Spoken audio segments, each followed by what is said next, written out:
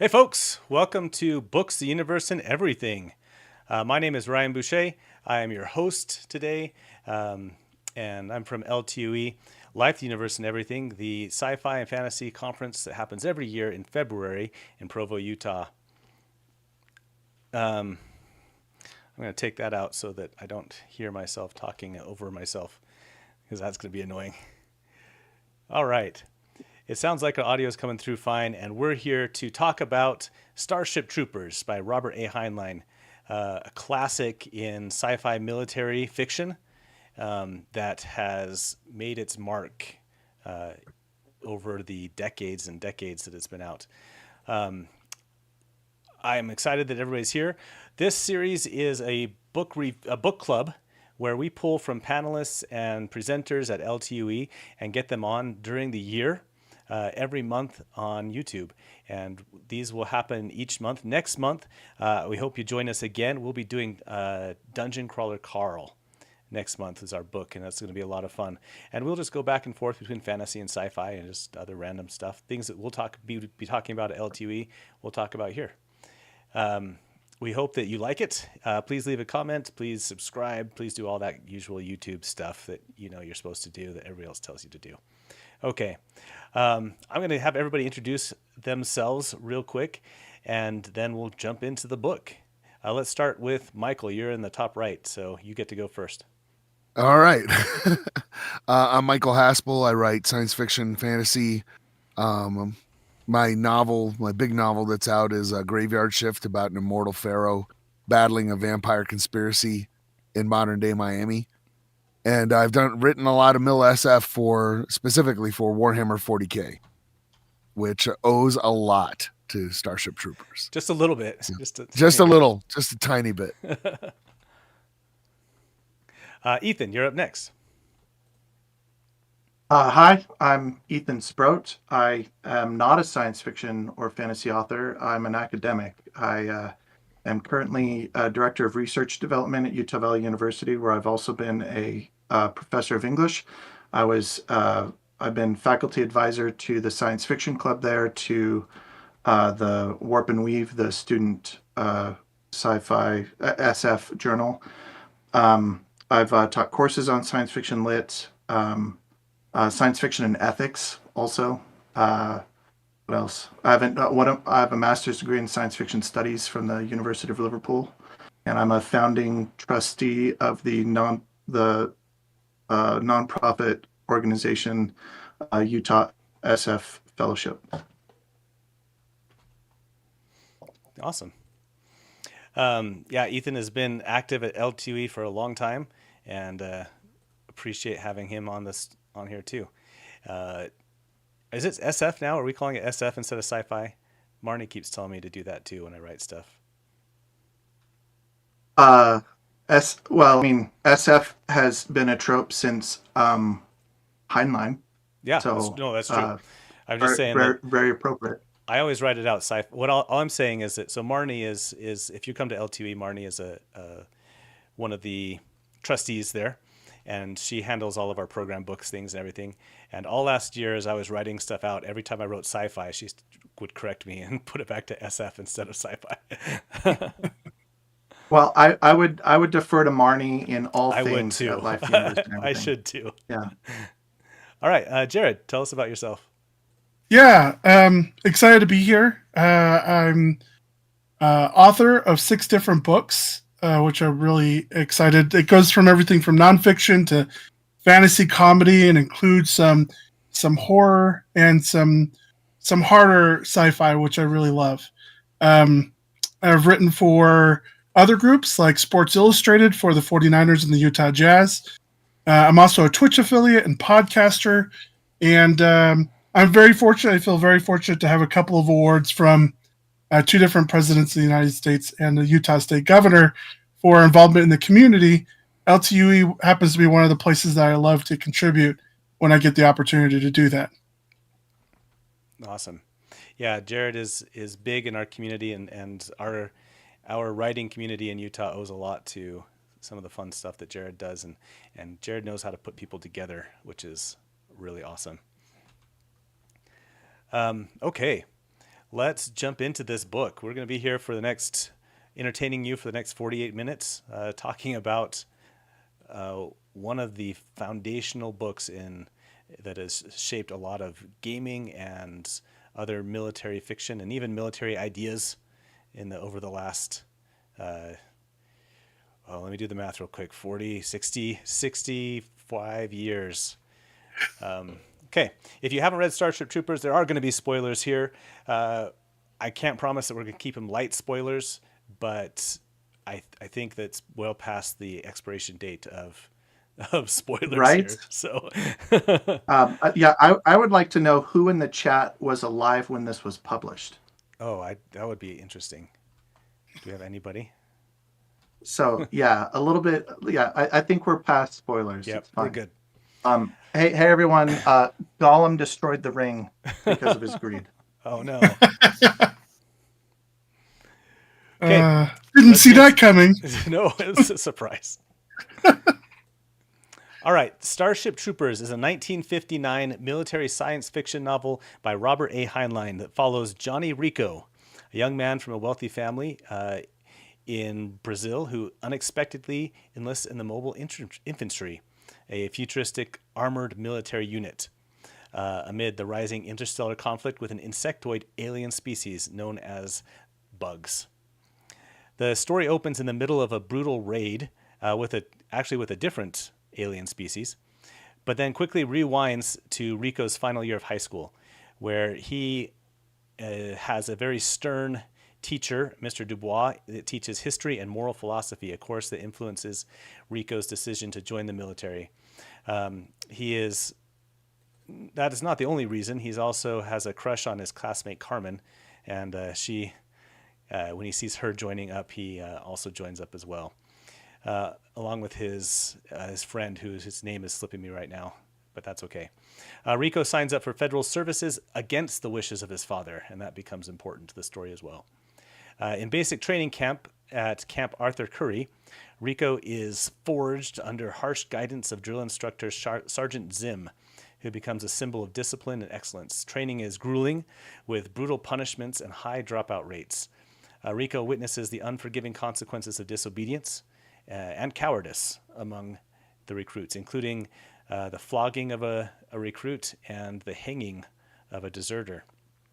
As the war escalates, especially after the Arachnids bomb Buenos Aires, killing Rico's mother, Rico is deployed to the front lines, and he participates in several battles and is assigned to Razek's Roughnecks, an elite mobile infantry platoon commanded by the tough and noble Lieutenant Razek. Rico begins to mature and eventually earns himself a promotion. After Razek is killed, Rico reflects on the weight of leadership and that as well. He later pursues officer training and is surprised to discover that his once estranged father has also joined military service and is now a corporal. At OCS, Rico reconnects with Carmen briefly, who is now a ship pilot in the Navy. And very bald. And learns that their friend, it is Carl. I wrote it down later. Learns that their friend Carl is joined military intelligence and was killed earlier in the war. For his final test, Rico leads a combat mission to capture bug leaders, supported once again by Sergeant Zim, who has been promoted and is in active duty now. After completing the mission successfully, Rico graduates and takes command of his old unit, now renamed to Rico's Roughnecks, with his father serving as his platoon sergeant. So a lot of good themes of loyalty, service, family in this as we go through. Let's jump into it. We're going to focus as we go through on first the writing parts of it, and then we'll talk about some of the thematic themes, and maybe even, if we have time, dive into Heinlein's philosophies and stuff like that too. But let's start with some writing questions. So, is this one of the earliest uses of the trope that became so prevalent in the early 2000s and late 90s TV shows where they would start something off and then it would be like 72 hours earlier and immediately go to a flashback of something like that. This is a really early use of that kind of thing where you start right in the middle of it and then jump back several years in this case as a flashback and then start telling the story from there. How well does that work? We'll just start from the very beginning. How well does that work in this story? What do you think? Let's start with Michael. Yeah. I think it works really, really well because he literally drops I think it's one of the best first lines out of any book. It's something along the lines of, I always get the shakes before a drop. And so you just plant in the reader all kinds of questions. What's a drop? Like, why are you getting the shakes? What's going on? Like immediately you're urged to keep reading. And then he just inundates you with a lot of stuff about the apes, and the powered suits and the snoopers and all this kind of slang that you don't know that he winds up explaining later. And one of the parts that I like in that first chapter is how he's just casually throwing away atomic weapons. he's just nuking stuff. Left. I gotta get rid of these. I gotta get rid of that. Yeah. And he's also very callous because, like, at one point he goes into what he thinks is a warehouse, but it could be a church. And then he just flames all the skinnies that he sees in front of him, and then bounces to the next thing and drops like a bomb that's yelling in their language, like, I'm a 30-second bomb, I'm a 29-second bomb. It was like really weird, but I think it's really cool. It drops you in, you know exactly what to expect from that point on. And then when he jumps back into high school, you're just like, wait, I want more of that. I want more of the drops and the Marines and all that kind of thing. Or the troopers. I'm gonna slip up and call them Space Marines like probably a million times here. What do you think, Ethan? Does it do a good job setting the tone and leaving you wanting to come back to that? Heinlein got a lot of that technique from Kipling, who Kipling wrote a lot of stories that took place in India, and he got tired of explaining every single cultural minutiae of India, and so he just sped straight ahead with just scene details and whatnot that you had to pick up as you went, and that on a reread you understood better a second time. And Heinlein's real genius was as a short story author, which we're going to talk about kind of the structure of the novel a bit, right? Like pacing and whatnot. Yep. And but you can see a lot of Heinlein's economy of form in that cold open. And I always thought that whenever a film adaptation gets made, the leaping of the suits would be such a great visual motif to as you're jumping in the suit, then you have Rico jumping back in memory. And anyway, I thought that would be cool. But that would be cool. Every time he just pushes off, and then it's what is that baseball movie that the perfect game? That with Kevin Costner. Yeah, excellent movie, by the way. Yeah, I like that idea. Just every leap, then leaping back. There's some good symmetry there. Yeah. He leaps, remembers high school, lands, sights a temple on a hill, and nukes it. Right. What do you think about the opening, Jared? How did it hit you? It's for me personally, growing up with more modern, recent books, it's my least favorite kind of opening. However, given the context, when the book was published back in 1959, right? And we're talking good sci-fi, and you want to introduce people and get them hooked early, this opening works perfectly, especially for the audience it was going for initially. Now, it still works, don't get me wrong. It works for this book. It just, personally, it's my least favorite thing. I hate when people do it. I hate when TV shows do it, where they're like, "Here's the hook. The bomb's about to explode. How did we get here?" I don't love that. I do imagine what it would look like if the Lord of the Rings started with an orc battle in the middle of nowhere, and then suddenly it flashes back to, "Hey, let's go look at the hobbits walking through their village." It would have been a very different looking book. I don't think it necessarily works for all books. This book, it did very good. I do love the storytelling elements, the way that it reflects back and skips over certain things, and I think it does an excellent job going that way. Awesome. I think Jared makes an excellent comparison. Like authors today, if you want to write like a really compelling space combat, like space military book, like one of your comp titles should not be Starship Troopers. Just like if you're writing if you want to write a compelling, journey quest fantasy, one of your comp titles should not be Lord of the Rings. There's a lot of ways that the books, if they were published today, just wouldn't work. And I like, but if we look at Starship Trooper as like an artifact of when it came out, and also a progenitor of like so much that came after, it helps us better understand. Like, if you want to write excellent space military, like comp your book to like Soldier's Tale in Hyperion or something like that. Like, or I just listened to an awesome short story. Oh gosh, man, I swear, Michael, I just did this. To the Last. Yeah. Oh yeah. Yeah. Like if you want uh like large ship battles in space that does not feel like, space broadsides, read that short story. Awesome. That's a good point. This is a foundational book that a lot of books have grown out of. A lot of media has grown out of. We're going to talk about that too, for sure. Let's talk about the pacing, though. Ethan brought that up. Do you want to talk about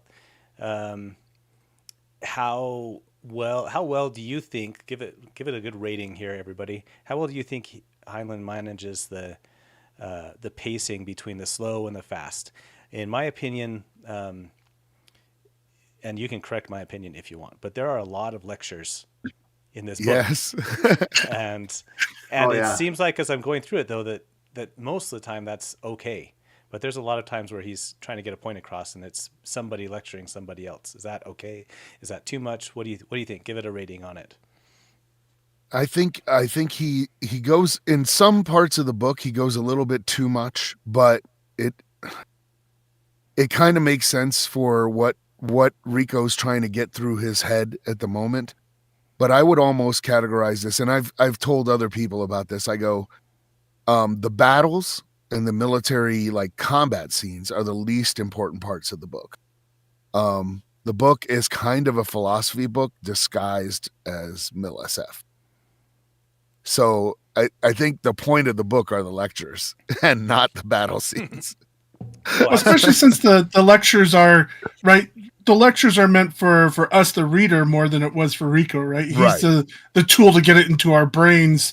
Okay, what it was like to walk through a park and get mugged. And he goes on that whole rant about how society wouldn't tolerate it now. People would get whipped and all these different things. And you're like, oh, that was an interesting path to take. What's that have to do with battles? Nothing. Not really. Yeah. what do you think, Ethan? Does he do a good job with the pacing, or is it does it slow down for you? Absolutely not. He doesn't do a good job with pacing. This was Heinlein as he was making a pivot toward. Heinlein's interesting for a lot of reasons, but one of them is because he is both like a father of hard SF and also a father of social SF. Like social issues, speculative fiction, and you can see, like you can see the DNA of like his hard SF, like short stories that kind of led to this, and then also you can see Stranger in a Strange Land that came after this, and the philosophy in it, God love them. It's probably an apt visual metaphor that some of the most philosophical people in it are pointing with actual physical stumps of hands. You know, Yes. that's how subtle the points are. That's how, yeah. Spot on. There's not a lot of subtlety. You're right. And then Ethan, you bring up something else that I wanted to talk about. Let's go ahead and talk about it now, real quick.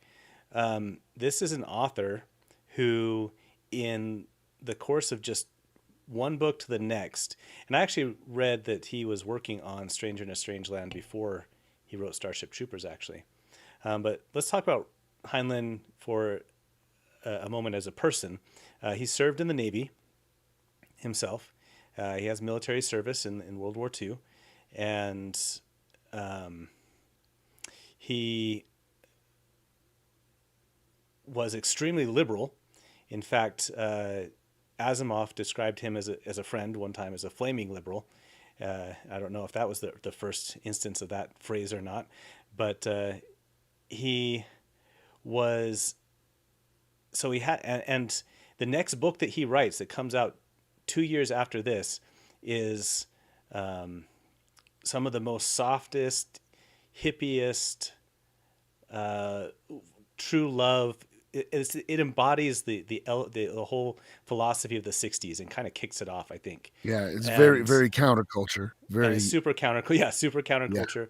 All about understanding people. Heinlein gives us the word grok in that book to completely understand and know something.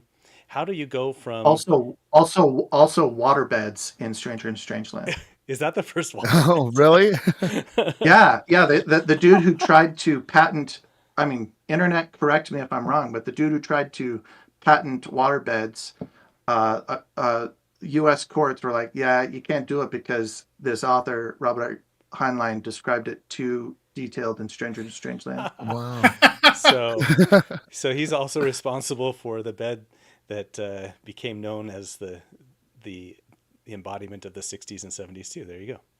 Oh yeah. How does he go all from the, this? all the fluids. How does he go from such a hard, like, this is very serious military stuff, and like Ethan said, there are people with stumps for hands who are talking about their military service as like they're glorifying it and saying this is not the greatest time of my life or whatever, but like it is very glorified and easy to read it as glorifying military force and violence and stuff like that. As an author or as a writer, is it hard to have people read your stuff and then think, oh, this is what this author believes, and they can't have other side of them or other thought? Do you think that is it easy to get locked into just people reading it and feeling like they know you now, but then there's such more to you? Like, it's just one book, right? And obviously Heinlein has a lot more to say than just what he's saying in this one book. Have you ever had an experience with that with any other authors or in your own writing? Have you written something and then thought, yeah, this is a good book, but I don't know if I hold all of these ideas that I put in here or not, but they needed to be in there for that book, or what? Does that make sense what I'm asking? I don't know if that. Yeah. I had a small incident that kind of talks to that, where in one of my vampire stories, I have somebody talking about Shelley, but he is kind of a bigot and he's really old. So he doesn't talk about Mary Shelley. He talks about Pierce Shelley and his wife. That's the way he puts it. Yeah. And my editor at the time, my copy editor, kind of fixated on that and was like, no, Mary Shelley would be way more famous and all this stuff. And I'm like, yeah, I'm not believing that. That's not me. That's this character who's kind of a chauvinist jerk who's saying that on purpose to get a rise out of people. But I wound up changing it because it would cause, we were worried it would cause a lot of confusion and be attributed to me. That's interesting. There are some good big themes in here that he does talk about that I think are super important, and he does hold and is trying to get across. Things like duty and sacrifice. And in fact, one of the central tenets of the book is that if you are not serving, in this case, the world, you should not even have the right to vote. If you haven't put in the service and the sacrifice to do something like that, then your suffrage is not as important as somebody who has. And that's interesting that it's not. We've based suffrage on a lot of things in our history, but I don't know that we've ever done it on service. And maybe he was trying to be a little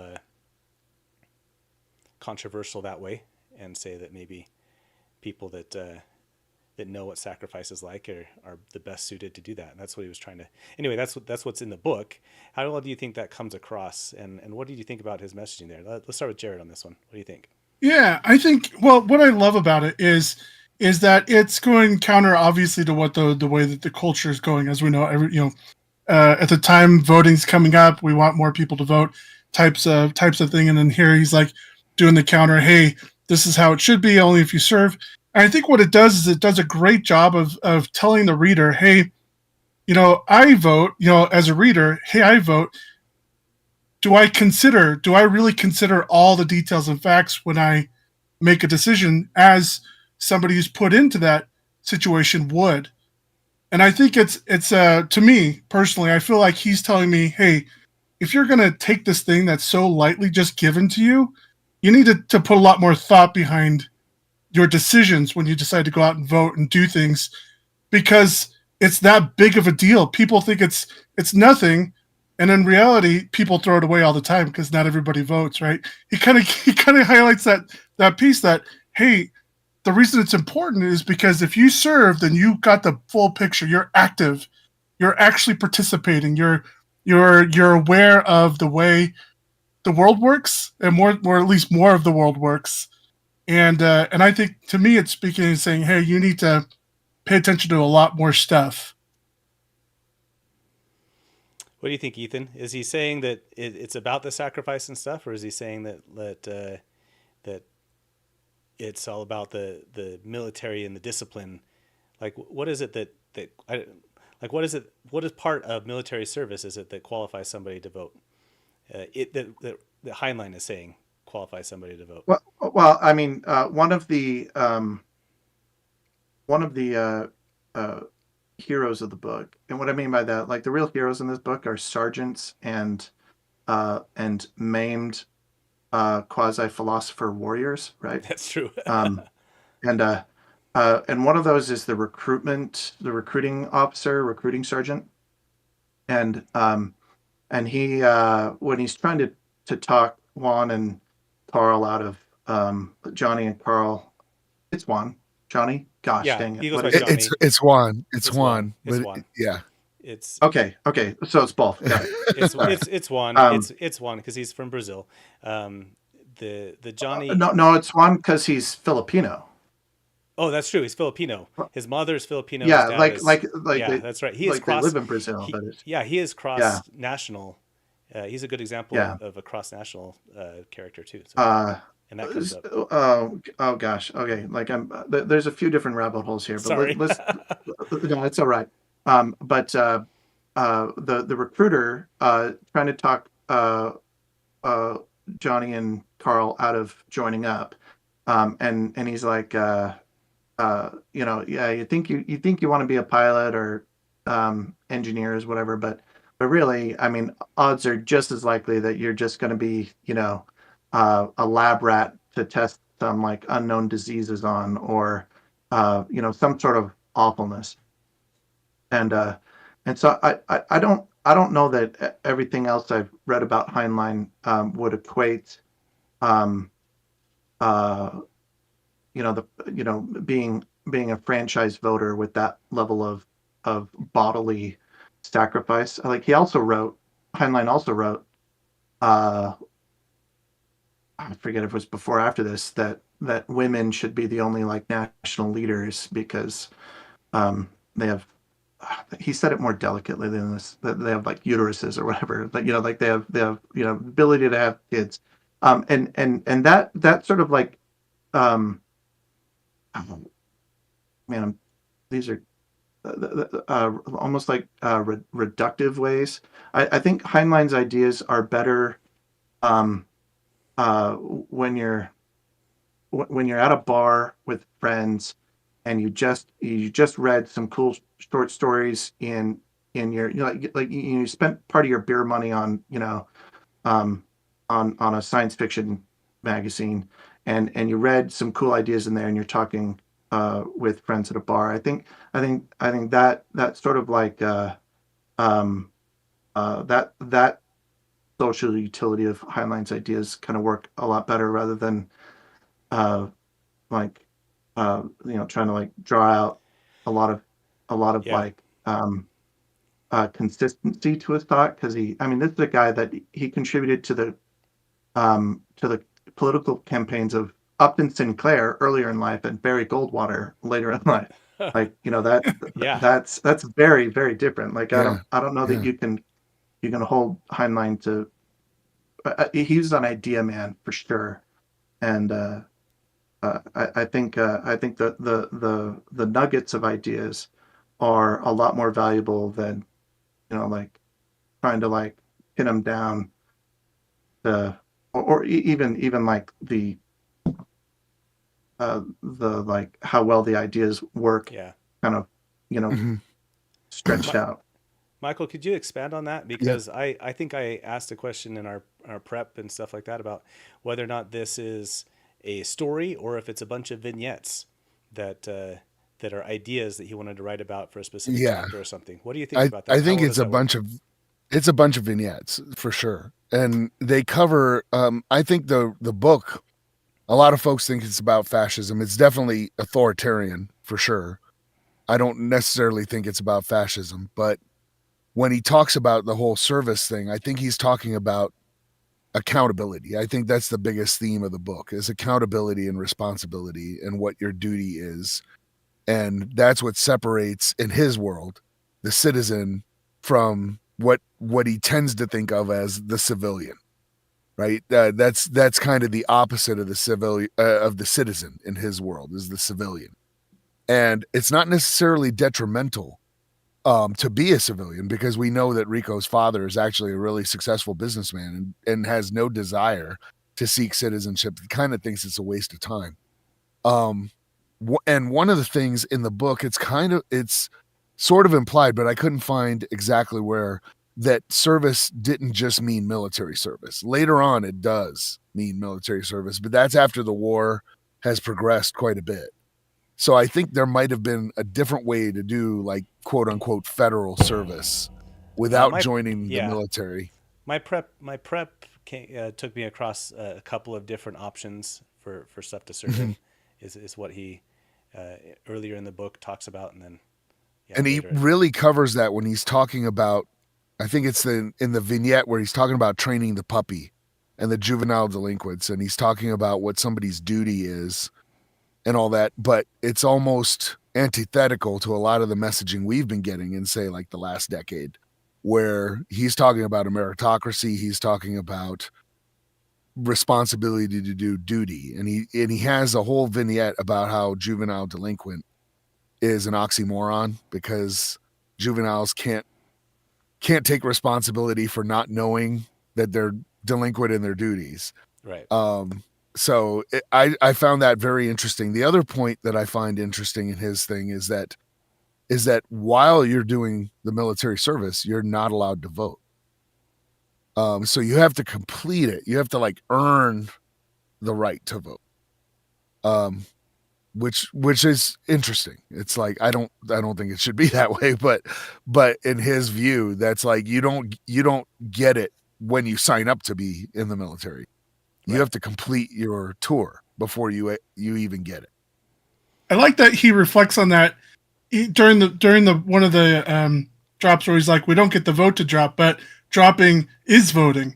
Like we're making the Yeah, decision. I really like that. Yeah, and he also says something about how every MI is a volunteer. So if you don't want to be there, you can literally just quit. Yeah. Yeah. And quitting is generally without shame. In that, I don't think that anybody looks bad on that. What they look down on, and the most gruesome parts of the book that I mentioned, the flogging and the uh, the hanging that happens and stuff, are people that leave their duty, or don't understand their what they're doing, or not being seeing that. Yeah. So a lot of philosophy in this book, and you'll find it in every chapter and stuff. Let's talk about some of the writing again. There are several moments that are meant to be kind of touching moments, thinking about like when he gets his bars before he goes out, and there's and they're from, and who those bars are from and stuff like that. Do those moments land? Does he do a good job having those moments mean something to the characters that they're happening to? What do you think? There's also stuff with his dad, and then stuff with his sergeant and stuff like that. How well did he do with that? What do you think? What do you think, Jared? I think once again it comes down to context and era. I do think for the audience that was reading it back in '59 when it came out, those moments landed much harder because they were, coming out of those the Korean War, the Vietnam War, like everything's coming out like in this window of time. So talking about your dad volunteering for the military, talking about losing loved ones would have hit differently than it hits today, than it hits a reader right now. So I do think, like for his era, what he was trying to accomplish did a great job for the group that reads. Now, as breaking down writing as a whole, it feels like interjected super quick. There's not like a great setup for it and not a great reflection afterwards. It was this moment happened and now we move on. So I think they're not terrible. I think they could have been written a little bit better. Now that's somebody who's not at the same writing level. So Sure. I'm just I'm just saying I do think that they don't hit quite as well as they do today. What do you think, Ethan? Were there any that landed for you particularly, or? I think your experience with the empathic moments. I mean, not. I mean, like. Anyway, we're gonna get to that in a minute too. Sorry, I didn't mean that, but the character moments. If you view every sergeant as a stand-in for Rico's dad, and then his dad literally becomes a sergeant, and so the book is the commandant and Dubois, even. I mean, Dubois is a colonel, but you know what I mean, right? the like They're all father figures.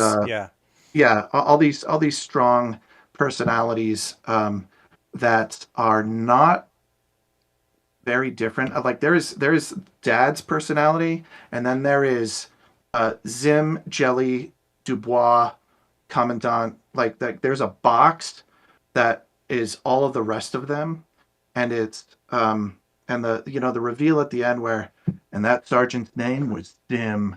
That hit me as an 11-year-old when I read this, and then when I reread it this last week, I was like, wah wah. Like it just what hit a lot what hit a lot more was the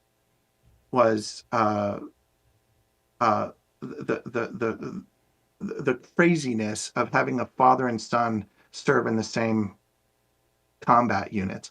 That like we learned nothing from the Sullivan brothers in World War II. But that moment at the end, that full reconciliation, where he and his dad are partaking of the same sacrament. Sorry, I get that from like early in the book, where everyone, whether you're Muslim, Jewish, Christian, agnostic, whatever, you kneel in front of the same chaplain who is a death machine like you, and then but the pathos of it is it works in that moment, and it doesn't really work in any of the rest for me. Okay. It is interesting to read it from two different points of my life. I read it first when I was just out of my teens, and then reread it again this month. And you're right, there's a lot that hits a lot different when you're older and Yeah. and see it.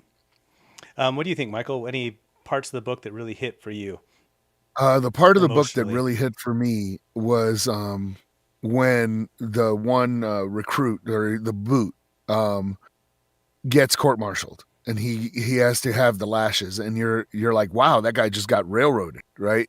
But then immediately afterwards, the captain blames Zim for all that going down, and he's just like, if that guy hadn't said that in front of me, I wouldn't have had to do.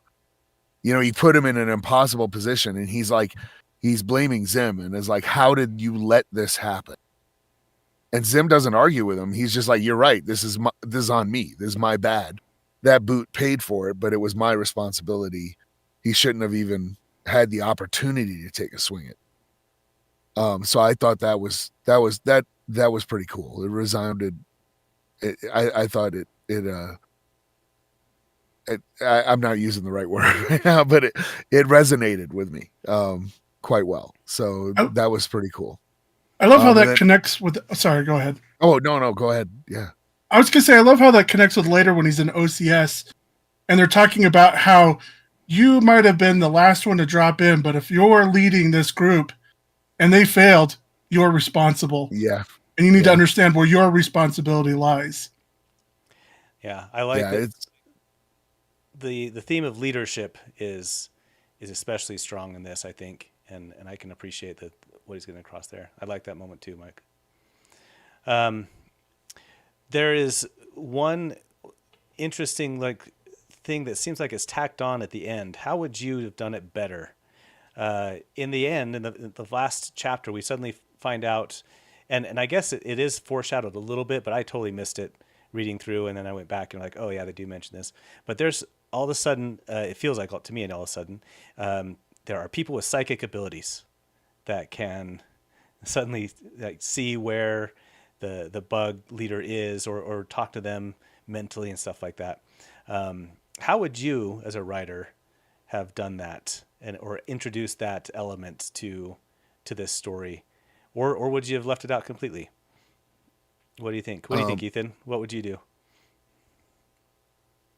Oh, you're muted. You're muted. Josh, yeah. No, you weren't expecting me to jump to you, huh? No, because the writers should take the lead on this. Oh, okay. All right, Michael, how would you do it? I would have introduced another character, maybe at boot camp, who, when they're going through boot camp, they all have to take this weird exam that they don't know what it's for. And then all of a sudden, this other character has been removed, and he's now reassigned to a different unit. And you wouldn't know exactly what that's for, but basically, if you talked about what kind of tests they were taking, you could infer, oh, this is some kind of ESP test, and that this guy had the talent nobody else did, and so he got reassigned. Mm-hmm. Yeah, that's a good idea. I think that would have been excellent, especially if you took that same character and he was the one at the end walking around outside. Yeah. And you're like, oh, I recognize you from boot camp. He's like, hey, leave me alone. I'm doing my thing. And he's like, what happened? And he's talking to the assistant, and they explain to him, listen, remember that test? This is how it pans out. So just take his word for it. This is how this moves forward. I would love to see that more as a foreshadowing effect, as a giving us a little bite at the apple before we get to the end there. Of course, casted Neil Patrick Harris as a character. So Jared's referencing the movie that came out. Let's talk about the let's talk about the influence that Starship Troopers has had beyond its own media. I think that the best adaptation was actually a cartoon that was on Roughnecks. The Roughnecks cartoon that was on in the early 2000s that I watched religiously, and actually made me late for class sometimes in college. But there's also new adaptation coming out, but there was also a movie was made, 3 movies apparently, although I haven't seen the other two sequels. Sorry. To video. There's Aliens, and what are the other ones? So far, I don't know that we have a great movie adaptation of this, but we, like Ethan just said, this has inspired Yes. so many different things. What are some of the things that you see? What are some of the media that are your favorites that have come that have been born out of this? What do you think? We'll start with Ethan on this one. How about that? And you can talk about Aliens now if you want. Aliens, Ender's Game, those two. Mhm. Aliens. Well, where I think James Cameron was very consciously making a Vietnam movie, Mhm.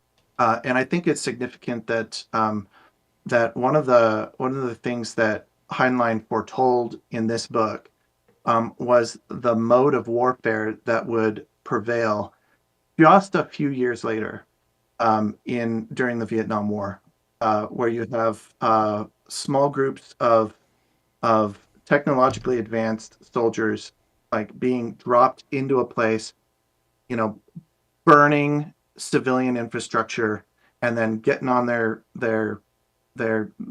ship and going away again. Um, and having that be part of Heinlein was clever in seeing the Korean War as being as being a preface to all of the brush fire wars that would be typical of the Cold War. And I mean, Korean War was more than a brush fire war. My grandfather served over there in the first division on the ground. It was horrible, um, anyway, aliens, Vietnam. I think Vietnam is the historical event that kind of connects Starship Troopers to aliens, and then we get aliens. We get the unit as the platoon as it appears in Aliens because of Vietnam and Starship Troopers, and then Ender's Game, the Formix, uh, the idea that individual soldiers are fingernails, Mhm. and the real individuals are brains and queens and stuff. That like you read that in Card now, and it's like, oh, that's totally Heinlein. Yep. Mhm. What do you think, Jared? What are some of your favorite things that have been influenced by this book? Yeah, no, I definitely. I mean, Aliens is one of my all-time favorites, but one more recent, Edge of Tomorrow, I feel has a Oh lot yes. of that Yeah. flavor to it, right? Where they've got the exoskeletons now, they've got large weapons that fire off their exoskeleton, though not H bombs, which I'm glad they don't. But like, and the bugs that they're fighting in that feel very not super dissimilar than what Heinlein's really bringing to us. I feel like this is kind of like an updated version of it, and so that's why I'm so eager to see the remake that they want to do of Starship Trooper. That's supposed to be Mhm. closer to the book. I'm very curious with this technology, with what we have now. I think they could visually do a lot. Hopefully, they don't kill it, but that's one of the things. But all the video games that have come to us fighting any sort of bugs, even in there was this wonderful Star Trek game.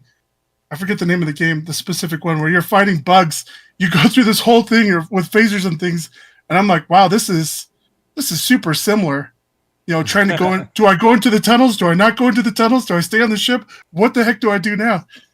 So there's a lot of pop culture that's definitely sprung up out of this, and those are some of my favorites. That's awesome.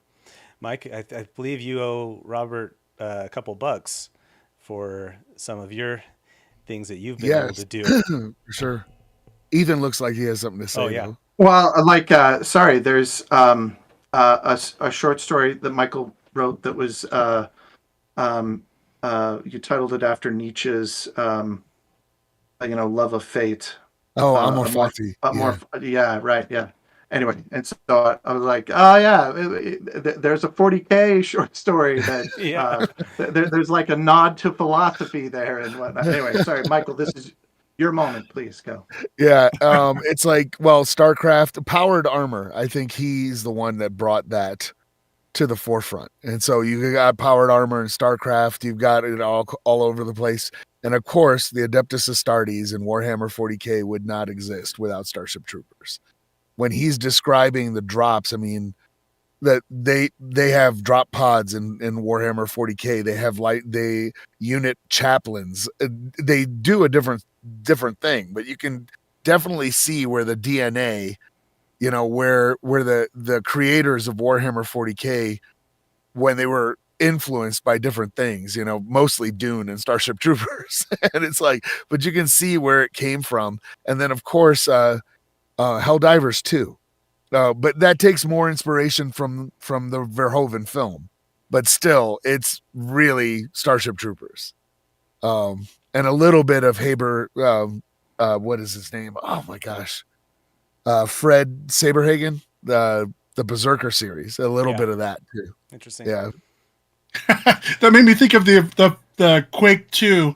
The first time you drop it in a drop pod, it made me kind of think of that a little bit too. Yeah. Yeah, so many games that are video games and board games, Warhammer, Halo, things that would not exist without this idea of the armored trooper and this.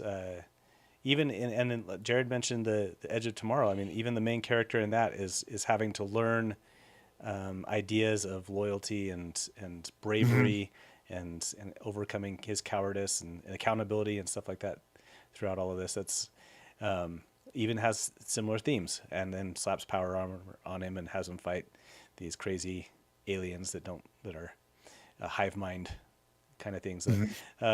Yeah. So Bill Paxton playing very different characters. Yeah, Aliens exactly. Yes. Very different. Exactly. And Aliens like even uses some of the exact same. They're talking about bug hunts. You know, how many combat drops. They're using specific language that comes like right from the book. So if you were to put Bill Paxton into Starship Troopers 2027, what character would he play? Which of the sergeants or something or do you cast him as Rico's dad and make it really extremely different? Where would you put Paxton at? Where would he fit? After seeing him in the Edge of Tomorrow, I think I would put him into like a Zim type of role. I would like to see him like really shouting at people. I love his speech in Edge of Tomorrow. He's like, "This is the crucible that will, teach us all. Everybody's equal here." That was such a great speech. I could see him doing that kind of role. Yeah. In Aliens, he's playing Rico, and in Edge of Tomorrow, he's playing Zim. That's true. Yeah, in Aliens, I almost feel like he's the audience. He's the audience character who's just like, what are we doing here? This is insane. Let's get out. Let's leave. We're done. How long are we gonna last? He's asking all the questions the audience asks. All right, so here's the last question for our audience, or for you guys to give to our audience. Thumbs up, thumbs down. Do you recommend this book, and why? Let's start with Ethan. Yeah, definitely read it. Know where you came from, and know what you don't want to do now. Yeah, awesome. What do you think, Jared? Yeah, no, I definitely recommend reading it. I recommend, especially if you've seen the movie, read the book. It's so much better. It's much more informed, and it's got some really great ideas and details that I think anybody would enjoy. Michael? Yeah, 100%. And if you like the movie even a tiny bit, you should read the book because it's a million times better. The movie I hadn't realized how wrong the movie was until I reread it, and I was like, because I've read the book 3 or 4 times. Tell us that story you were telling me before, though. What? Oh yes. So when the movie first came out in '97 or whatever, I was so gung ho for this, and I had everyone in my unit. I was serving at the time in an ICBM missile squadron. So I had everyone in my unit that would listen to me read this book in preparation for the movie, and everybody adored it. And yeah, exactly. And then I was watching an interview with Paul Verhoeven, and he was talking about Starship Troopers. And he says, "Oh, I want it to be just like the propaganda films from World War II." So I'm thinking, this is going to be incredible. I cannot wait to see this. So we drove an hour and a half from Minot to Bismarck to go see it at the only theater that had surround sound. And I have all these guys from my unit with me. I'm hyped up. We're pumped. The movie starts and I went, "Oh, Paul Verhoeven's Dutch. He's talking about different propaganda movies."